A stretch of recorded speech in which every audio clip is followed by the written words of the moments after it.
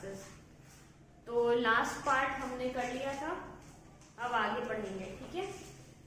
Topic वही चल रही है बुक रेनबो से, Indian civilisation and culture by Mahatma Gandhi, ठीक। तो हमने पैराग्राफ नंबर 8 तक कर लिया था, अब हम आगे चलते हैं।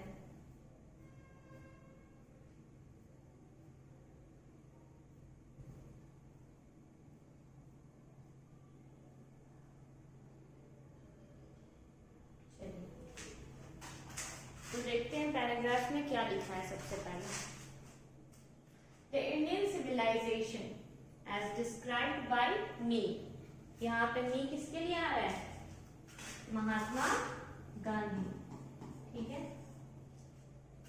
Has been so described by its votaries, votaries मतलब समर्थकों के द्वारा भी ठीक इसी तरह से इंडिया को डिस्क्राइब किया गया है, इंडियन कल्चर को जिस तरह से मैंने डिस्क्राइब किया है, ये कह रहे हैं Gandhi ji. In no part of the world and under no civilisation have all men attend perfection, ऐसी कोई भी सभ्यता नहीं है जिसके अंदर सभी लोगों ने, मतलब ऑल मेन का ये मतलब नहीं है कि सिर्फ मेन, वुमेन भी, मतलब सभी लोग प्राप्त किया। अटेंड मतलब प्राप्त करना, परफेक्शन, ठीक है। परफेक्शन, कोई भी सिविलाइजेशन परफेक्ट नहीं है, कहने का ये मतलब है। हर किसी का एक ड्रॉबैक होता है, अच्छाई होती है तो बुराई भी होती है, ठीक।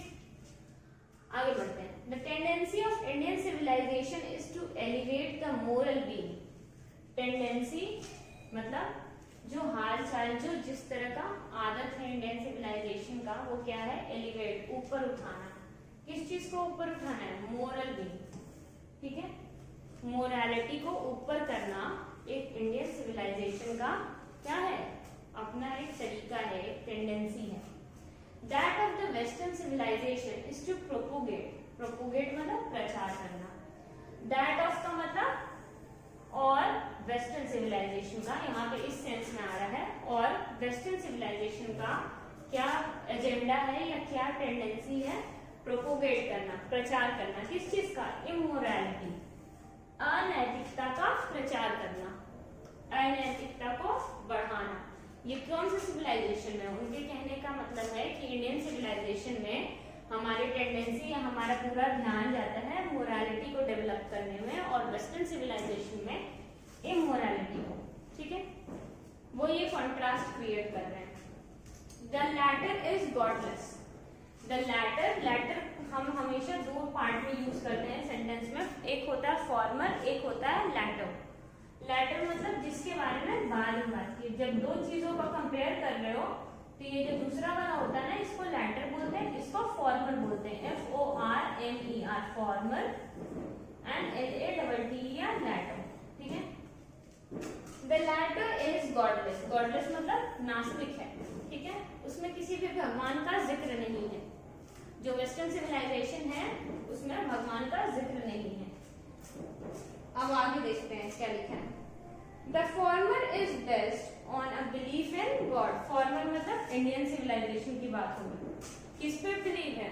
गॉड पे, भगवान पे भरोसा करते हैं। So understanding and so believing it behaves, behoves योग्य होना, बिहोव्स मतलब योग्य होना। Every lover of India to cling, cling मतलब जुड़े रहना, अडिग रहना, किसी भी चीज से जुड़े रहना। To the old Indian civilization even as a child clings to the mother's breast, तो कहने का मतलब ये है कि जिस तरह से एक बच्चा अपनी माँ से जुड़ा रहता है, ठीक उसी तरह इंडियन सिविलाइजेशन जो है भगवान से जुड़ी रहती है, ठीक है। जो भगवान पे बिलीफ है, जो भरोसा है, ठीक उसी तरह से इंडिया क्लिंग करती है। क्लिंग मतलब जुड़े रहना, ठीक। I am no hater of the West, वो कह रहे हैं कि मैं कोई हेटर नहीं हूँ वेस्ट का, ठीक।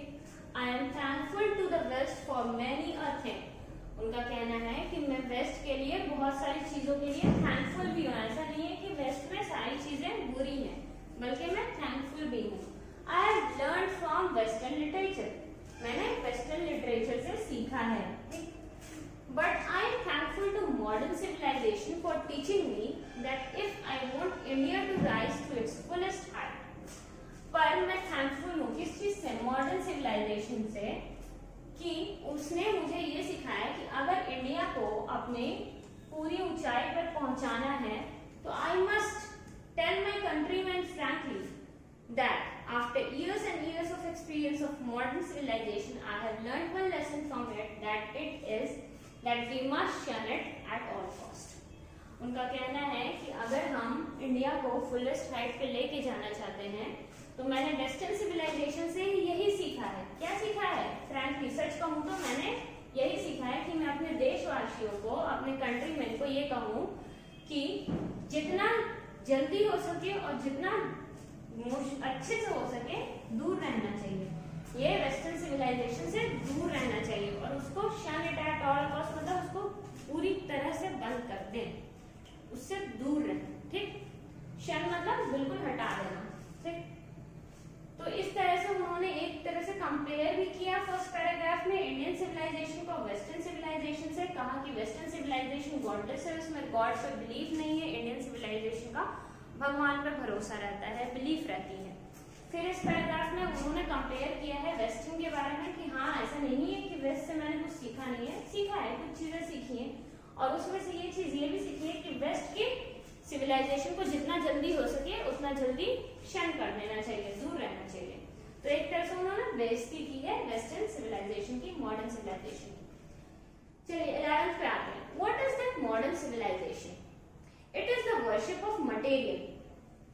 वो पूछते हैं कि मॉडर्न सिविलाइजेशन क्या है, फिर वो खुद ही जवाब देते हैं कि ये वर्शिप है, ये पूजा है किसका? मटेरियल का, चीजों का। ठीक है, कि व्यक्ति जो मटेरियलिस्टिक वर्ल्ड हो गया ना आजकल की दुनिया भी, तो वेस्टर्न सिविलाइजेशन पे ही जा रही है, मटेरियलिस्टिक हो गया। अगर आपके पास गाड़ी है, घर है, बंगला है तो आपकी इज्जत है सोसाइटी में, अगर आपके पास नहीं है तो आपके पास इज्जत नहीं है। तो यही चीज वेस्टर्न सिविलाइजेशन ने हमें आज इतना इफेक्ट कर दिया है, जिसके बारे में गांधी जी ने पहले ही समझाया था। It is the worship of the brute. Brute यहाँ पे जानवर है। ये किसकी पूजा है? जानवर की पूजा है। इन अस, किस चीज के जानवर? हमारे अंदर जो जानवर है उसकी पूजा है। ब्रूट इन अस, ध्यान से देखना, ब्रूट इन अस लिखा है। फिर उसके बाद hyphen, it is unadulterated. Unadulterated मतलब पूरा मटेरियलिज्म है, वो पूरा का पूरा मटेरियलिज्म है। And modern civilization is nothing if it does not think at every step of the triumph of material civilization. Triumph मतलब जीत होती है, ठीक है। ट्रायम्फ मतलब विजयोल्लास, मतलब विजय के साथ जो एक उल्लास आता है साथ में, उसको हम विजय उल्लास कह रहे हैं यहाँ पे। तो ट्रायम्फ मतलब खुशी जो होती है, जीत की खुशी, ठीक है। तो मटेरियल सिविलाइजेशन का एक बहुत बड़ा मॉडर्न सिविलाइजेशन एग्जाम्पल है कि जब तक आप कोई चीज हासिल ना करो, कोई मटेरियल चीज हासिल नहीं करो, तब तक आपको जीत का एहसास नहीं होता है। और ये किस तरह की है? वर्शिप है। किस चीज की वर्शिप है? चीजों की वर्शिप है, मटेरियल की वर्शिप है। साथ ही साथ ये वर्शिप है ब्रूट इन अस। ब्रूट इन अस मतलब हमारे अंदर का जो जानवर है उसकी पूजा है, ठीक। इतना चीजें समझ में आ रही है? तो बेसिकली 11th पैराग्राफ में गांधी जी ये बता रहे हैं कि मॉडर्न सिविलाइजेशन कुछ भी नहीं, सिर्फ और सिर्फ मटेरियलिज्म है, ठीक। 12th में आते हैं। It is perhaps unnecessary if not useless. It is perhaps, perhaps मतलब चूंकि, अननेसेसरी ये जरूरी नहीं है, इफ नॉट यूजलेस, यूजलेस भी नहीं है। ऐसा नहीं कह सकते कि बिल्कुल यूजलेस है, लेकिन जरूरी ये है, ये अननेसेसरी है, इसकी जरूरत नहीं है। To weigh the merits of the two civilization, हम दोनों सिविलाइजेशन, दो सिविलाइजेशन मतलब एक इंडियन सिविलाइजेशन और एक वेस्टर्न सिविलाइजेशन को हम नाप तोल ना करें, क्योंकि ऑब्वियस है कि इंडियन सिविलाइजेशन बेहतर है। It is likely that the West has evolved a civilization suited to its climate and surrounding.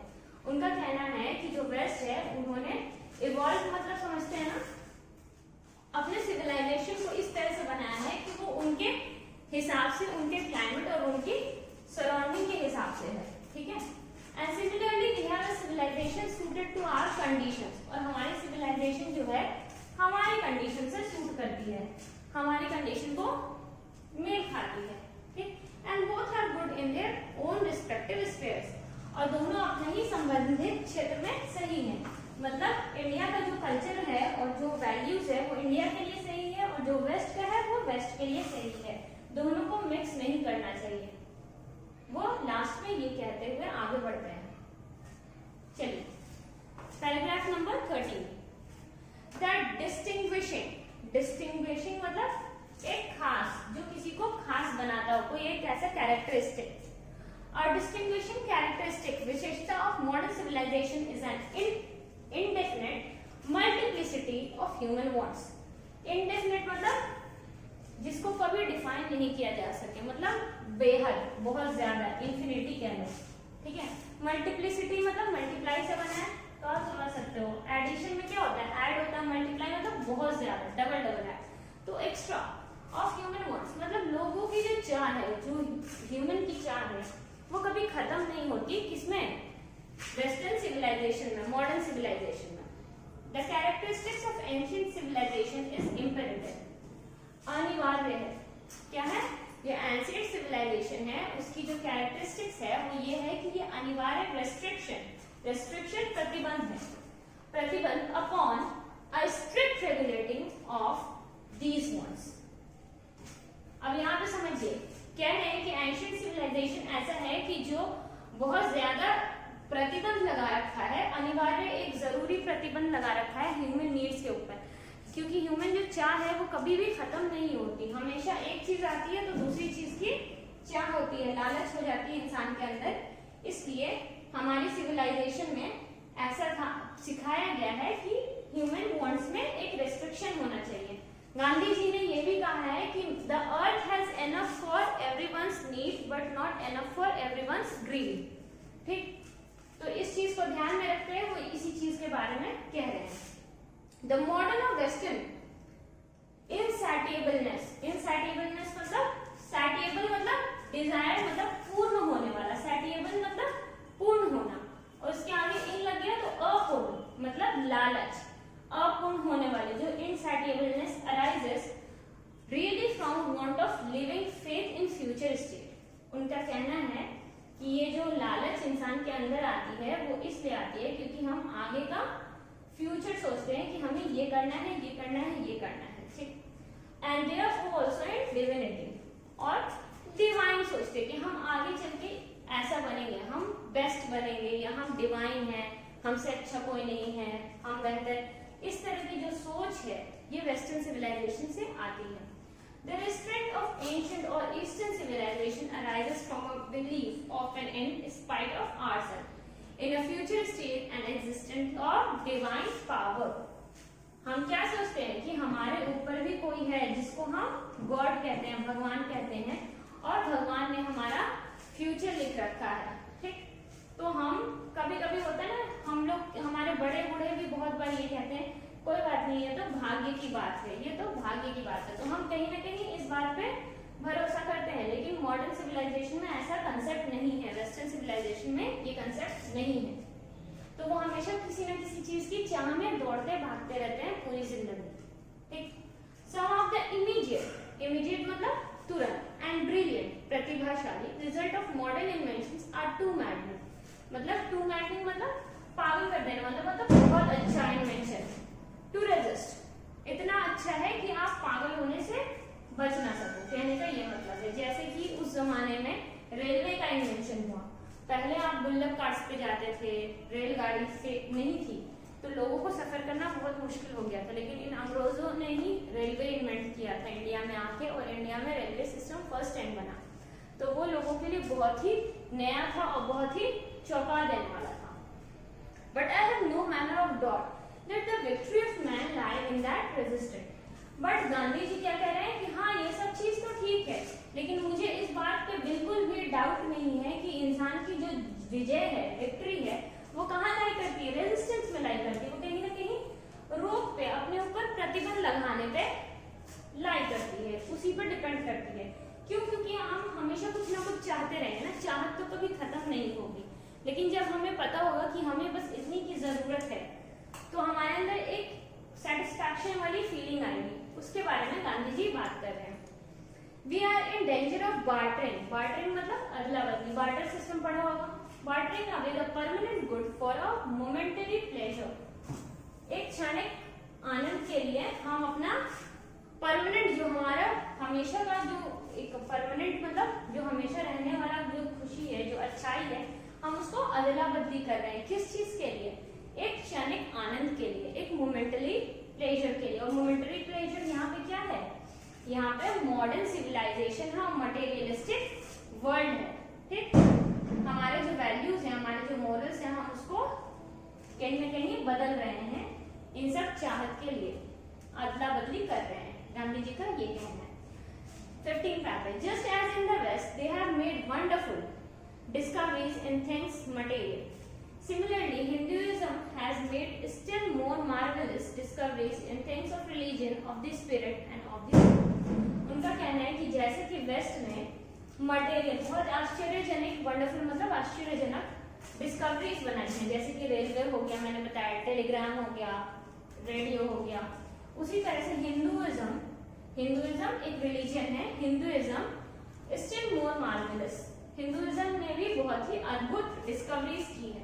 कौन से फील्ड में डिस्कवरीज की है? रिलीजन के फील्ड में, स्पिरिट मतलब आत्मा के फील्ड में, और सोल अंतरात्मा। ठीक है, तो आप अपने आप को जितना अच्छे से जानोगे उतनी अच्छी जिंदगी जी पाओगे, ये कहने का मतलब है गांधी जी का इस पैराग्राफ से। ठीक है, 15 इतना क्लियर है। चलिए अब 16 पे आते हैं। But we have no eye for these great and fine discoveries. But क्या है कि हम ये इंडियन सिविलाइजेशन का जो हिंदुइज्म ने डिस्कवरीज की है, हमारी कोई आई, we have no eye का मतलब ये नहीं कि हमारे पास आंख नहीं है, ये है कि हम देख नहीं पा रहे हैं, हम देख नहीं पा रहे हैं, ये कहने का मतलब। We are dazzled, dazzled मतलब हम हैरत हो चुके हैं by the material progress that Western science has made. We are dazzled by the material progress. हम material progress से ज्यादा आश्चर्यचकित हैं, ज्यादा हैरत में हैं। I am not enamored, मोहित, मैं कोई भी चीज से मोहित नहीं हुआ हूँ, मैं उनके प्रोग्रेस से मोहित नहीं हूँ। In fact, it almost seems as though God in His wisdom has prevented India from progressing along those lines. ये कह रहे हैं कि इनफैक्ट ये ऐसा लगता है कि भगवान ने खुद ही इंडिया को, ठीक है, रोक रखा है वेस्टर्न सिविलाइजेशन के नक्शे कदम पे चलने से, so that it might fulfill its special mission, so that इसलिए ताकि इंडिया अपना स्पेशल मिशन फुलफिल कर सके ऑफ रेजिस्टिंग, किसी को कुछ करने से रोकने की कोशिश करना, रेजिस्टिंग का मतलब, तो ऑनरेट ऑफ मटेरियलिज्म। इनका कहना है कि मुझे ऐसा लगता है कि भगवान ने जानबूझकर इंडिया को रोक रखा है अपना एक स्पेशल मिशन कंप्लीट करने के लिए, और वो स्पेशल मिशन क्या है कि रेजिस्ट करना मटेरियलिज्म जो दुनिया में बढ़ रहा है उसको रेजिस्ट करना मतलब अपने मोरल वैल्यूज में रहना, भगवान पे भरोसा रखना, मोरल वैल्यूज को, अच्छे कामों को बढ़ावा देना, अपने स्पिरिट, अपने सोल, अपने रिलीजन को वैल्यू करना, ठीक है, ना कि मटेरियल वर्ल्ड को वैल्यू करना। तो इतना क्लास समझ में आ गया है। नेक्स्ट क्लास में हम आगे बढ़ेंगे और फिर उसके बाद as it is question answer and MCQ, objective questions and long answer question. ठीक है, आई होप ये क्लियर होगा, और कुछ कंफ्यूजन हो तो आप लोग कमेंट बॉक्स में कर सकते हो comment, I will see it. Till then like and subscribe and अपने फ्रेंड्स में शेयर करिए। Okay, thank you.